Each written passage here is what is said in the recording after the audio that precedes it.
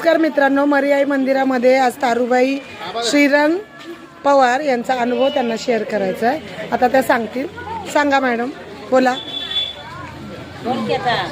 बोला. तुम्हाला अनुभव शेअर करायचा होता. कोरोना काळामध्ये काय झालं तुमच्या गावाला, मरियाई आईने कसं वाचवलं, संकट काय झालं? हां 4 वर्षापूर्वी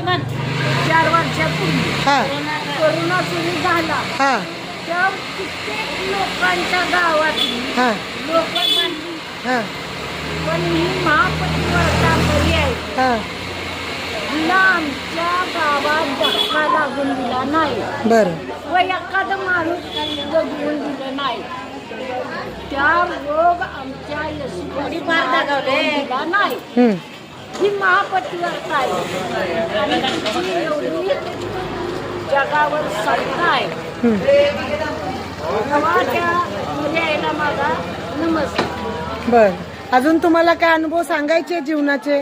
काय सांगायचं? काय जीवनात आहे तुमचं आयुष्य कसं गेलं गावात, गावाची माणसं, गावाची प्रथा?